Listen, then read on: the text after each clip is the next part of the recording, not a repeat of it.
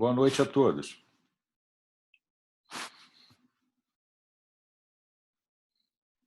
Boa noite, professor. Boa noite. Tudo bem, Diogo?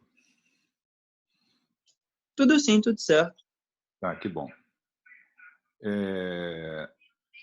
Hoje nós temos duas coisas para resolver. Eu vou dar uma aula sobre a relação entre diabetes tipo 2 e obesidade, falando da resistência insulínica. E depois a gente vai conversar sobre como vai ser a nossa avaliação. Eu vou falar sobre isso ao final da aula, tá? Ô Diogo, quantos alunos são da sua sala, da sua turma? Professor, acho que ficou complicado dizer porque não tem só a minha turma, tem além da B, da A e da B, eu acho que também tem a C. Então, complicado um pouco dizer.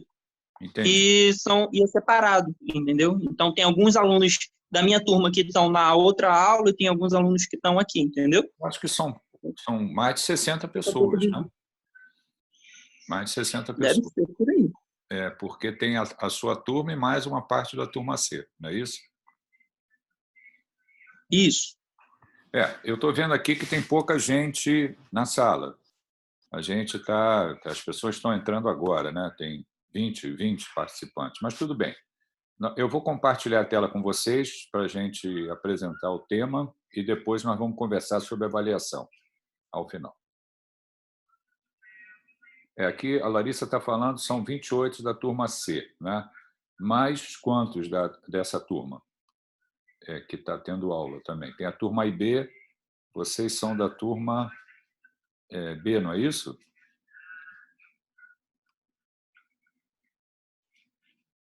Turma A. Então deve ser pelo menos umas 40 pessoas da turma A. Porque a turma B mais o grupo da turma C foram 66 alunos. Então deve ser um número próximo desse aí da turma. Bom, vamos lá. A gente mais adiante vai conversar. Eu vou compartilhar a tela aqui. E a gente tem aqui o slide. Vocês estão vendo o slide? Sim. Sim, está dando para ver sim.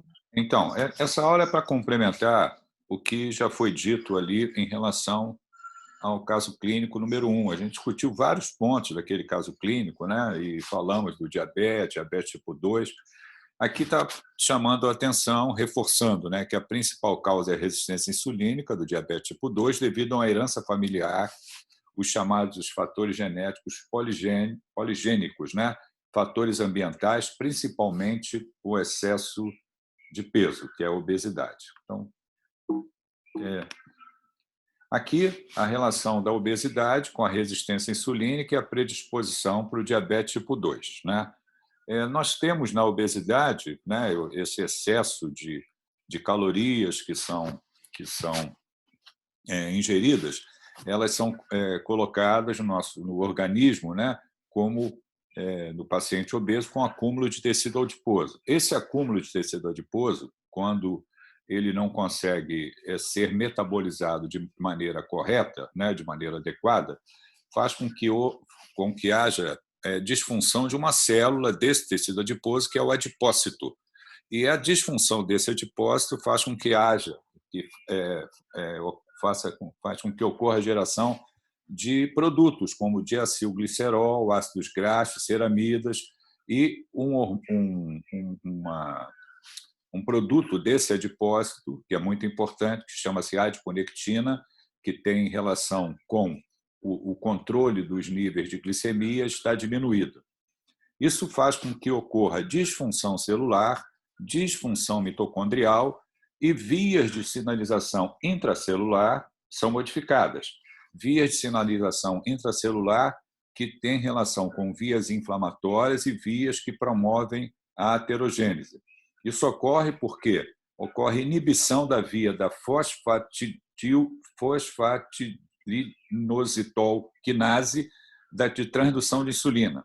A inibição dessa via faz com que ocorra a inibição da via da tirosinoquinase, a gente já falou disso lá quando a gente falou do mecanismo de ação da insulina. Aí você tem o comprometimento da sinalização dos substratos do receptor de insulina e a consequente fosforilação de proteínas. Isso faz com que ocorra resistência à insulina, exatamente por alterar o receptor inibindo a via da tirosinoquinase, faz com que ocorra resistência à insulina, a hiperglicemia, e isso acaba se tornando um círculo vicioso. Então, a obesidade, por esses mecanismos descritos, faz com que ocorra resistência insulínica, hiperglicemia, e isso ocorre de maneira como um círculo vicioso, né?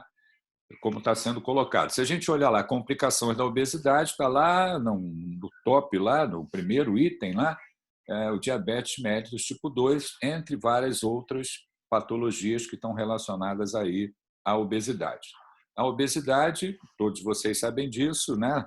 Existe uma tabela de acordo onde é feito o cálculo do IMC, e de acordo com esse cálculo do IMC, que é o índice de massa corporal, você tem uma faixa de normalidade até 25, acima de 25 você tem o sobrepeso, levemente obeso, moderadamente obeso e o severamente obeso, né? Uma característica fundamental da obesidade é uma alteração metabólica crônica entre a ingesta calórica e o gasto energético, o que resulta em acúmulo do excesso de nutrientes no tecido adiposo, como eu acabei de explicar. Com a continuidade do tempo, a capacidade celular metabólica, né, a disfunção celular, a disfunção mitocondrial, é eventualmente excedida na forma de lidar com esse excesso de nutrientes. Pode ocorrer disfunção celular nos tecidos, como eu acabei de explicar. Aqui um outro slide, de uma certa maneira, repetindo o que eu já falei.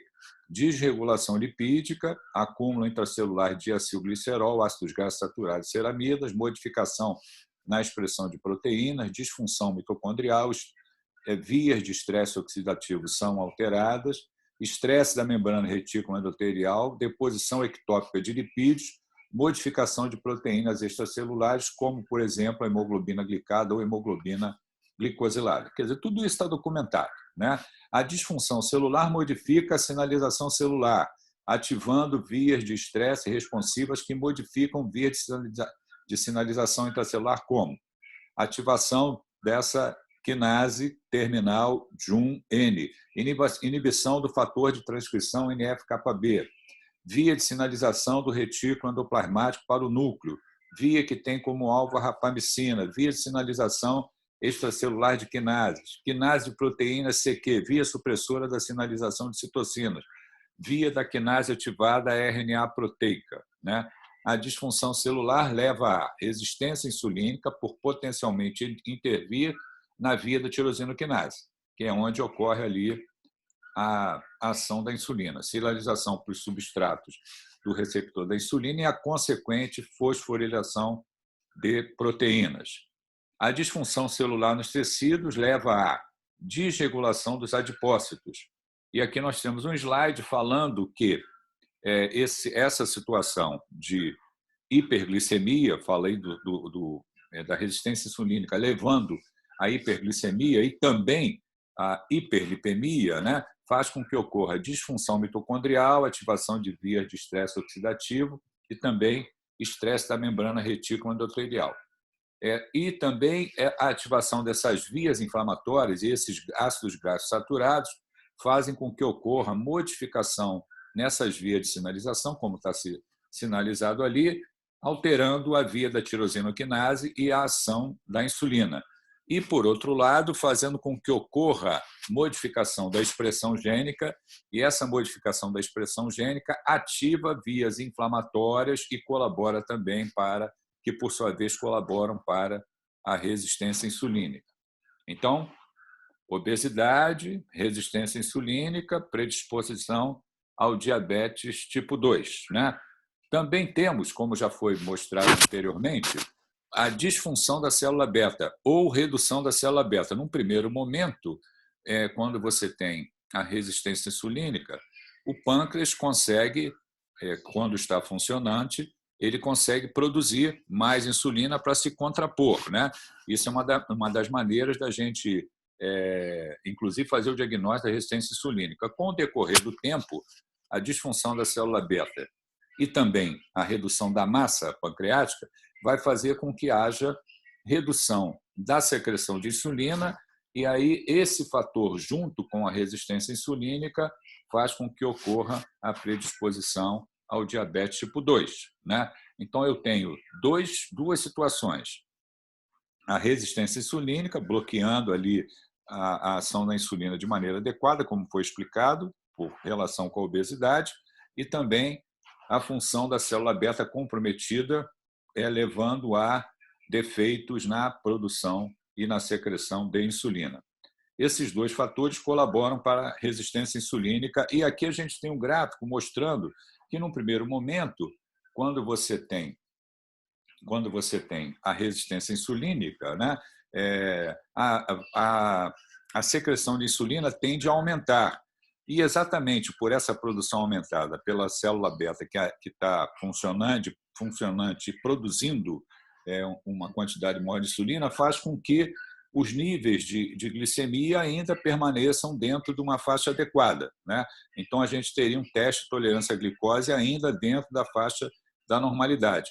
Com a sensibilidade da insulina diminuída, né, por conta do aumento da resistência insulínica, e também a secreção tendendo a aumentar, você vai ter um teste de tolerância à glicose. Ela não aguenta mais, né, a redução da massa pancreática, e aí você vai ter o teste de tolerância da glicose anormal e o aparecimento do diabetes tipo 2. Então, são fases evolutivas, né?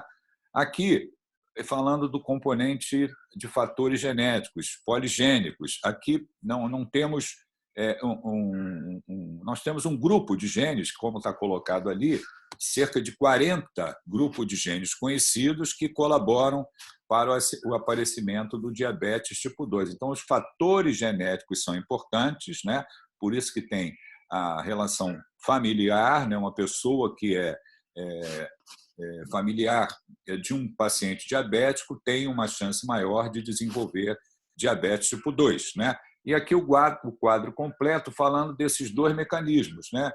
A colaboração da obesidade, a colaboração da disfunção da célula beta pancreática ou redução da célula beta pancreática e aqueles fatores poligênicos fatores genéticos que podem colaborar para essa disfunção pancreática, com redução da secreção de insulina e a predisposição para o diabetes tipo 2.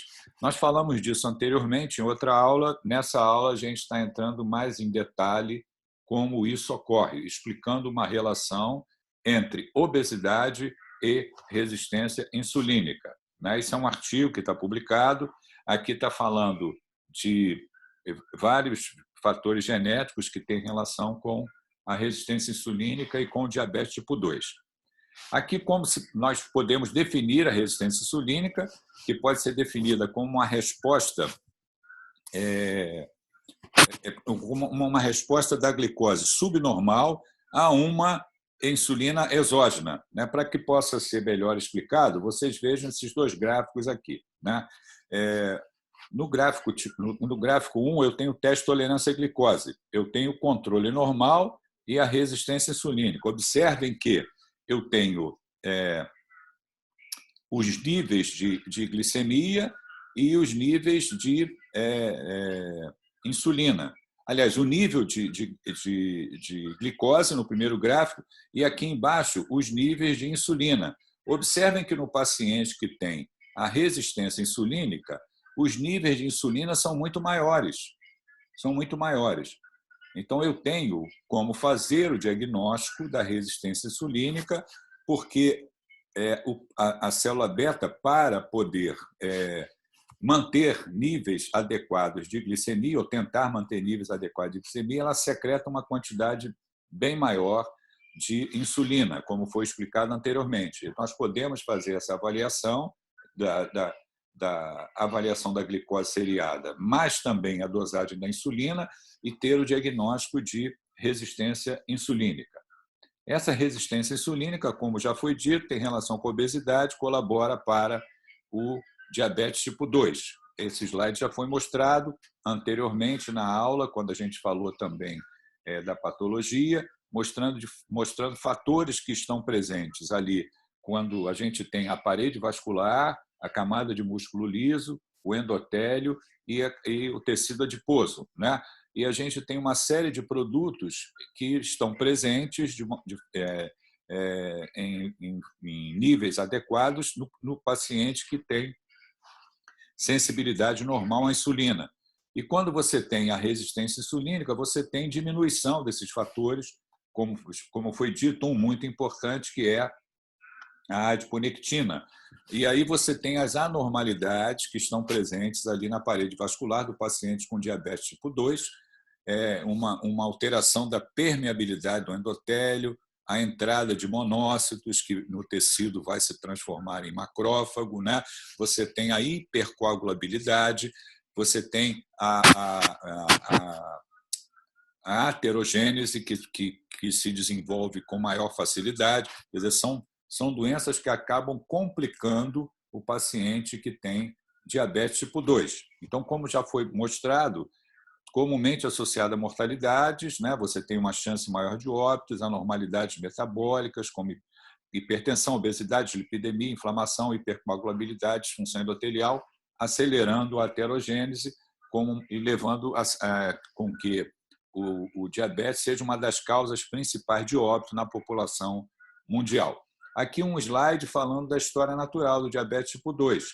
Fatores genéticos, né, poligênicos, meio ambiente, né, fatores ambientais, principalmente, como foi mostrado lá na primeira aula, né, uma nutrição que não é adequada, o sedentarismo, principalmente a obesidade, colaborando para um teste de tolerância à glicose anormal, caracterizado ali por resistência insulínica, hiperinsulinemia e dislipidemia. Aí você tem a progressão da hiperglicemia, o início do diabetes propriamente dito, as complicações que vão ocorrer ao longo do tempo. Então, falamos da aterogênese, tem lá a associação com a hipertensão arterial, a presença de doença macrovascular, microvascular, a gente conversou sobre isso na aula anterior, sobre neuropatia, retinopatia, nefropatia,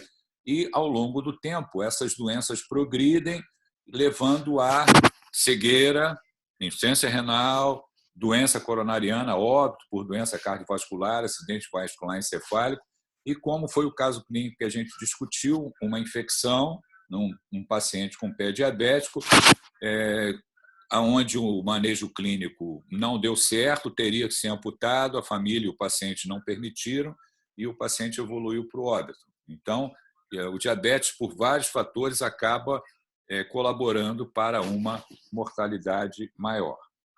Muito bem. Alguma pergunta do que foi dito?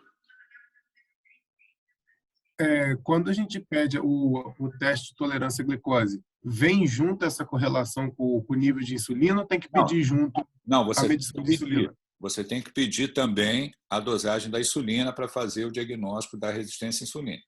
Se você fizer o teste de tolerância à glicose, só vai ser dosada a glicose. Entendi. Então, eu peço os dois e depois faço a correlação. Isso. Os níveis de insulina vão estar bastante elevados no paciente que tem a resistência insulínica, desproporcionalmente elevados. Obrigado. Mais perguntas, além do Eduardo?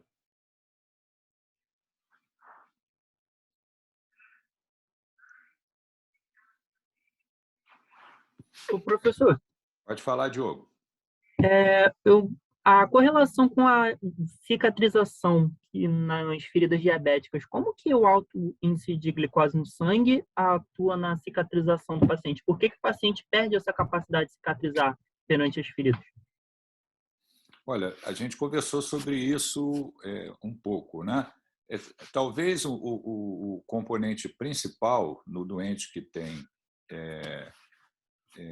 o pé diabético e faz uma lesão seja relacionado, eu falei da neuropatia, a possibilidade da solução de continuidade da infecção e progressão da infecção, que o paciente não percebe, não tem a dor, né? E também, muito importante, é quando você tem a diminuição do fluxo arterial, você tem a doença vascular, né? A doença macrovascular, a doença microvascular, contribuindo ali para a diminuição do fluxo arterial, para a irrigação arterial daquela região. Então, se você tem uma diminuição da irrigação arterial, do fluxo de sangue para aquela região, você vai dificultar a cicatrização. O que você está colocando é verdade, né? Também, se eu tenho níveis de glicemia elevada ali naquele meio, né? Eu poderia estar colaborando para uma chance maior de proliferação bacteriana. Mas, como você perguntou em relação à cicatrização, talvez o principal fator que colabora para uma dificuldade de resolução da ferida e da cicatrização seja a redução do fluxo de sangue. Entendi, então. Ok? Ok. Mais perguntas? Professor, além de mudança de hábito de vida, tem alguma coisa que a gente possa fazer para ajudar com a resistência à insulina? Porque, por exemplo, eu já vi paciente que tem resistência à insulina, diabética não muito elevada ainda, mas é magro. Então, emagrecer não seria um fator para esse paciente. Tem alguma coisa que faça? Você pode tratar, né? Esses casos que podem ser enquadrados, né? Você tem doentes que você pode enquadrar como síndrome metabólica, né? E aí é uma outra discussão, e tem resistência insulínica, né? Isso colabora para a aterogênese, colabora para anormalidades metabólicas, e você poderia tratar, por exemplo, com drogas que nós usamos para tratar diabetes tipo 2. Um dos exemplos, uma droga que pode ser utilizada nesse contexto é a metformina. Pode ser usada com esse objetivo, né? De tratar pacientes com síndrome metabólica com resistência insulínica. Entendi. Obrigado. Nada.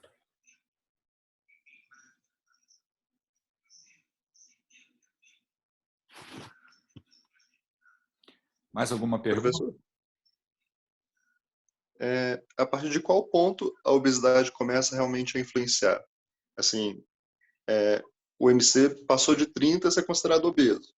A partir daí ele começa a influenciar? Ou antes disso, depois disso, quando está muito obeso já? Não. Lógico que o severamente obeso é o que tem maior risco, óbvio, né? Mas o doente que está com sobrepeso ou obesidade leve, né? Ele tem que tentar, digamos assim, adotar medidas como exercício físico, modificação de hábitos alimentares para que a obesidade não progrida, né? É óbvio que a chance é maior na obesidade mórbida, né? Mas quem está com sobrepeso ou obesidade leve deve tentar trabalhar no sentido de ter digamos assim, se aproximar do que dentro da faixa de peso normal, né? Não tem caracteristicamente um IMC que a gente possa dizer o seguinte: olha, a partir dali 100% dos doentes vão evoluir com resistência insulínica. Isso não existe. Até porque tem outros fatores que colaboram, como foi colocado também, relacionados à genética, né? Que são os fatores poligênicos, né? A herança familiar, fatores poligênicos, como foi dito também. Mas não tem um valor específico. Mas o que, em termos, tentando responder a sua pergunta, quanto maior o grau de obesidade, maior chance tem do paciente evoluir com esse tipo de complicação, com resistência insulínica e diabetes tipo 2. E a gente mostrou um trabalho lá na primeira aula de prevenção, vocês devem estar lembrados, né? É uma publicação que é sempre colocada quando se fala de diabetes, onde o autor interferiu em um grupo de pessoas, combatendo o sedentarismo, modificando a dieta, e com isso ele impediu, né? Os pacientes perderam peso, e com isso ele impediu o aparecimento do diabetes tipo 2, quer dizer, medicina preventiva, né? Atuou fazendo com que as pessoas modificassem hábitos de vida, perdessem peso, adiando o aparecimento do diabetes tipo 2. Ok? Tá bom, então. Obrigado. Bom, olha só. Então, vamos conversar agora sobre a nossa avaliação. Como é que ela vai ser feita? Ela vai ser feita da seguinte maneira, através de um formulário do Google. Eu vou passar para vocês um formulário, um link, vocês vão abrir o formulário e vão responder. Esse formulário ele contém perguntas de múltipla escolha para vocês responderem. E quando vocês respondem e clicam em enviar, eu recebo o formulário e vejo as respostas que foram dadas. O que nós vamos combinar, né? Para que vocês tenham uma avaliação de apto e inapto. O que a gente vai combinar? Eu vou ver as respostas que vocês vão dar e também se enviar um formulário. Se alguém deixar de enviar o formulário, vai ser colocado como inapto, porque não enviou o formulário como todo mundo fez, ok? Então, eu preciso que vocês prestem atenção de receber o link, abrir o link e responder o link. Eu tenho também, como eu fiz o formulário, eu tenho como ir lá no formulário e acabar com o envio de respostas. Ou seja, eu dou um tempo para vocês responderem. Né? Vamos dizer que eu coloquei 1 hora para vocês responderem. Então, depois de um intervalo de tempo de 1 hora, eu vou lá no formulário e bloqueio o envio de respostas. Aquelas respostas que chegaram até dentro daquele intervalo de tempo de 1 hora, está tudo ok, mas não se recebe formulário posteriormente. Isso vai ser feito, essa avaliação, no último dia. Eu vou passar o link para vocês e vocês vão responder. Né? As perguntas que serão feitas serão aquelas baseadas aqui na apresentação, no esclarecimento de dúvidas. Eu não pergunto nada que eu não tenha dito em aula. As minhas perguntas sempre estão relacionadas ao que eu apresento, ao que eu falo em aula. O que eu vou fazer hoje? Eu vou passar um link para vocês que vai funcionar como um teste. Esse link ele tem 2 perguntas para vocês responderem, tem que colocar o e-mail e lá embaixo, a terceira pergunta, na verdade, não é uma pergunta, é para botar o nome. Botar um nome. Porque só pelo e-mail pode ser que eu não identifique quem respondeu. Então, eu preciso, além do e-mail, eu preciso o nome. É obrigatório que se coloque o e-mail e o nome. E responda as 2 perguntas.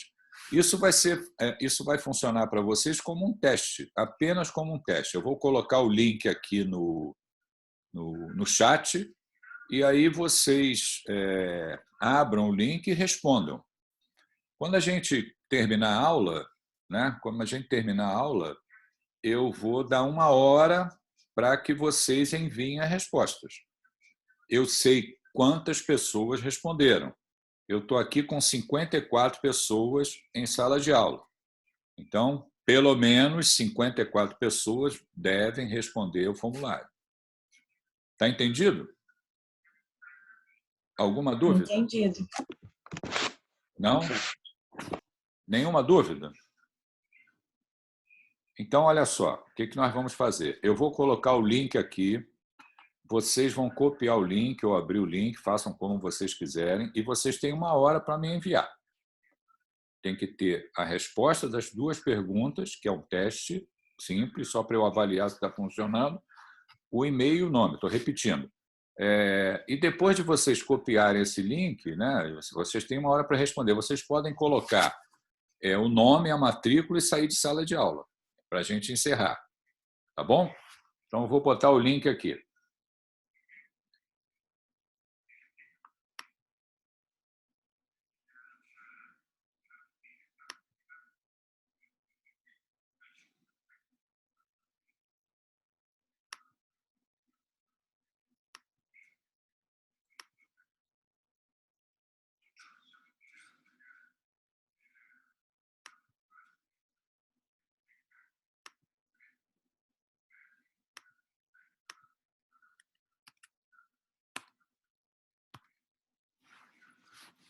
Está ali o link.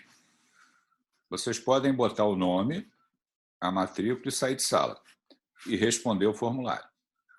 Daqui a 1 hora, eu vou bloquear o envio de respostas.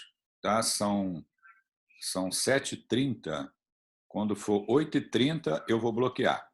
E essa aula que foi dada, ela está sendo gravada e vai ser colocada no AVA também. Tá ok? Tá combinado?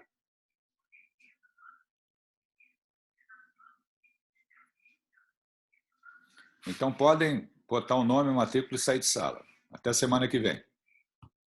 Um Tá abraço. tudo combinado sempre, professor. Obrigada, Obrigadão. professor. Valeu.